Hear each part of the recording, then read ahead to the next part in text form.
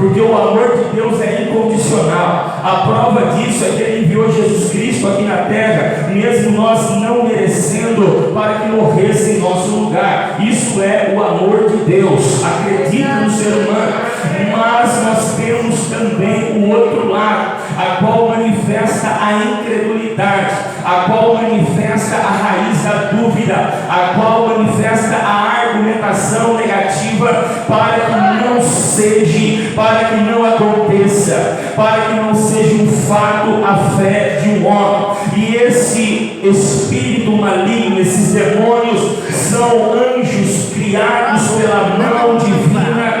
Eles, com poder a qual aquisitaram do nosso Deus, tiveram a sua deliberalidade e escolheram andar nas trevas. Para você entender, às vezes você pode perguntar: pastor, mas como Deus pode criar algo tão bonito como os anjos, algo tão perfeito como os anjos, e por que isso acontece? Deus permite eles virarem. Já não sabia? Entende nessa noite o que eu quero lhe explicar. Nada que é forçado é amor verdadeiro. Nada que é algo que está por formas de esforço e não por deliberalidade é amor verdadeiro. Entende? Para você ver o que Deus tem para você. Se tiver que falar para você, levante a mão para dar glória. Não é Deus que está tocando, às vezes é eu que estou pedindo. Talvez essa glória seja artificial. Se eu falar para você, levante a mão e louva,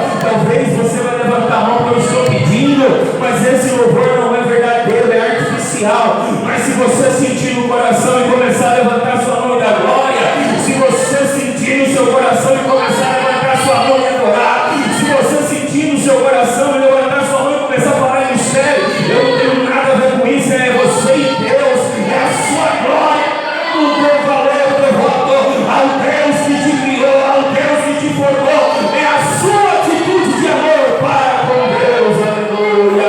Nós te cremos no poder de Deus aqui nessa noite.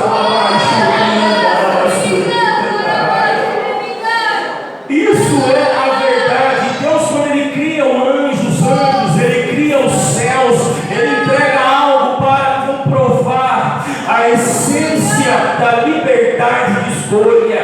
E no meio disso, Ele deu liberdade para os anjos, Ele deu liberdade para os arcanjos, Ele deu liberdade para os querubins, Ele deu liberdade para os serafins, e por último cria o homem e dá liberdade para o homem também de escolha. Deus não quer nada forçado, Deus não quer nada que seja por esforço, de uma forma maquiada, de uma forma a qual não tem naturalidade, de uma forma superficial. Deus quer em espírito e em verdade. Cadê os crentes aqui que adoram em espírito e em verdade?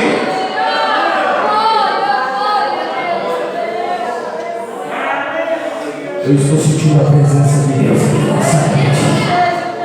E eu estou vendo barulho de glória a Deus. E quando tem barulho de glória a Deus, é o galvão de Deus. É a glória que sobe e a bênção que desce. Já tem porta se abrindo aí hoje. Tem uma pessoa com problema aí, ó, não vem. Deus já está dando saúde aqui nessa noite. O Espírito já me revela uma coluna aí, ó, que trava. Já não vai travar mais a partir de hoje. Jesus te dá saúde. Levante a mão e a glória.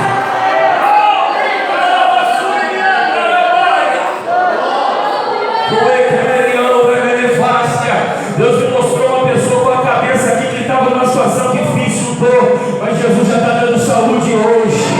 Já entregou saúde.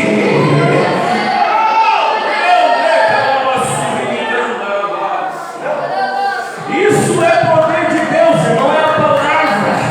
É o poder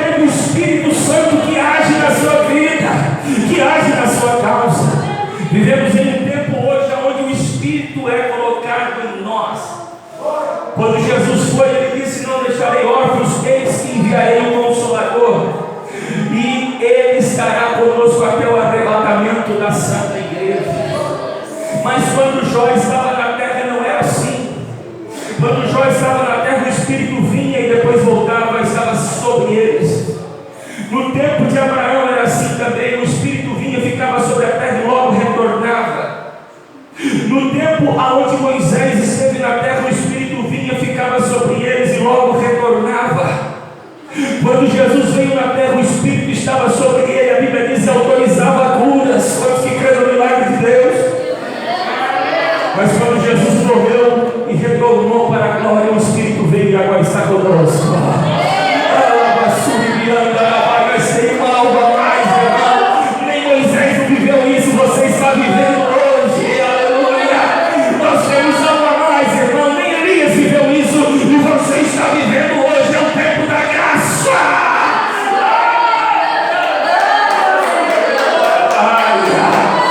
Quando o diabo ele olha assim, irmão, o crente vem andando, ele enxerga aquela tocha de fogo. O que é isso, irmão? É o Espírito que está dentro do crente, irmão. Aleluia.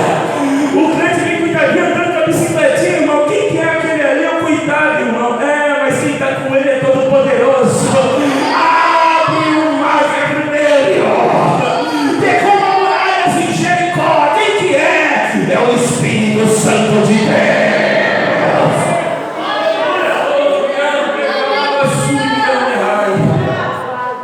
E a manifestação de Deus agora, nesse tempo de Jó, é que ele, por seu raciocínio íntegro simples, ele acreditava em Deus, que pode todas as coisas, em um tempo onde todos acreditavam em todas as coisas com determinados deuses. Era uma época de politeísmo, aonde dominavam vários deuses. A ciência não explica porque não tinha tecnologia à altura. Então os deuses tinham que explicar. O Deus da chuva, o Deus do vento, o Deus do mar, o Deus da plantação, o Deus da colheita, Deus esconder minúsculo. E no meio disso o sincretismo se manifestava. Mas Jó chamava 3 amigos e cruzava a perna e começava a falar aquilo, segundo alguns historiadores, com base em Melquisedeque, um explicador daquele que ensinou para o sistema patriarcal. Não é tempo da lei, é antes da lei. E a Bíblia diz que esses amigos aprendiam com Jó quem é o Deus verdadeiro. Quando sai entender essa palavra aqui? E no meio disso, irmão, a Bíblia diz que em um determinado tempo vai se apresentar agora Satanás diante do reino espiritual, porque é assim que até hoje funciona. Existem algumas autorizações, você vai ver no Novo Testamento, quando o diabo quer acabar com Pedro e Deus não permite. Quando você está entendendo a palavra de hoje, quer dizer que do sistema patriarcal nós passamos pelo sistema da lei, no sistema da lei entramos para o tempo da graça, a igreja do Senhor, e o sistema espiritual continua o mesmo. É só o tempo na terra que muda as dispensações, mas o reino espiritual continua o mesmo. E no meio disso agora, existe um questionamento, porque quem questiona o diabo não é o diabo que chega para falar, é Deus que fala. E Deus fala dando testemunho de quem é Jó, o que é Jó e quem é Jó diante dele. Escute o que eu vou falar nessa noite para você. Quem está preocupado com você, quem está se levantando contra você, quem está falando contra você e levantando lamúrias, pode ser que aqui na terra a luta seja grande, mas quem sabe sobre você é Deus. Quanto está entendendo essa palavra aqui? E se Deus sabe sobre você, não fica na posição de servo, porque ainda essa noite Deus vai bradar na sua história.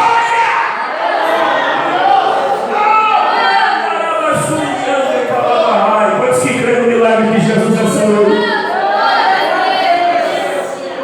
O falecido irmão de uma grande denominação pentecostal do Brasil, um homem muito usado por Deus em divinas revelações do Espírito Santo na área de cura.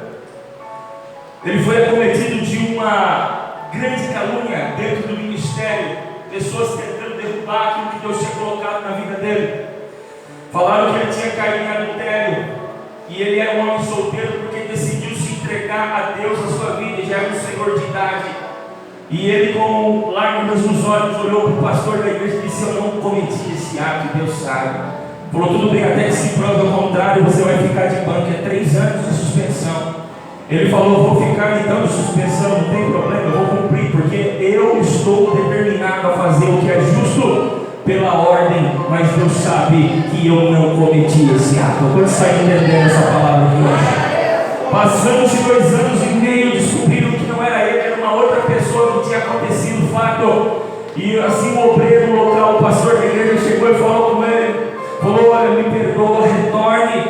Ele olhou bem para o fundo dos olhos do obreiro não vou retornar agora. Ele falou por quê? Porque a determinação são 3 anos, e já faz 2 anos e meio que eu não cometi, eu sei que não fui eu. Quanto está entendendo?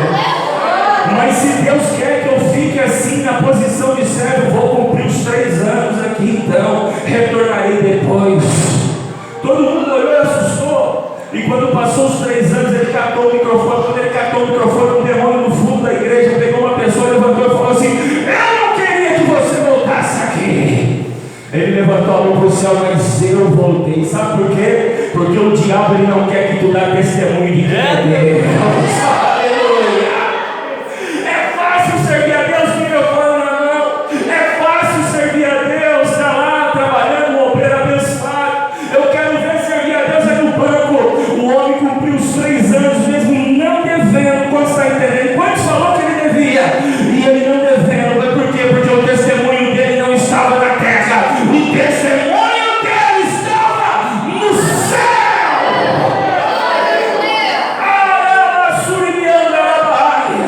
Enquanto a igreja se preocupar com o testemunho na terra, não haverá respostas de Deus no céu. É por isso que Deus trouxe você aqui hoje. É porque Ele te conhece, Ele sabe quem é você.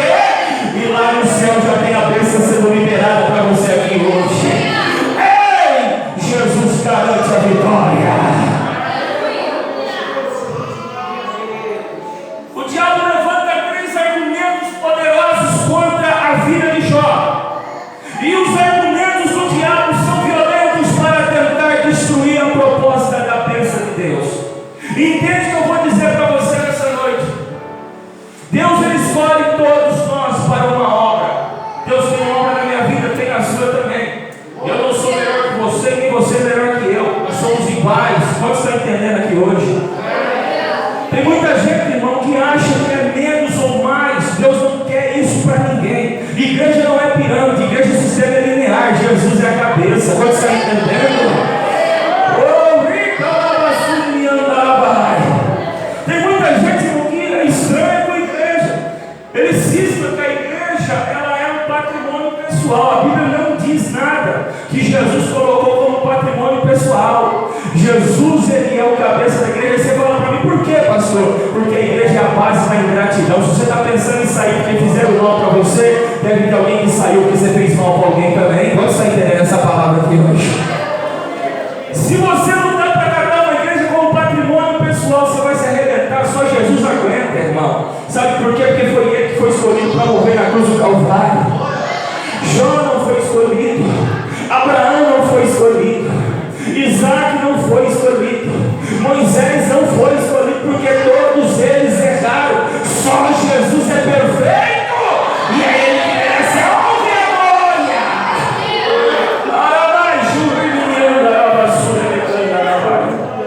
Pois que grande o poder desse Deus é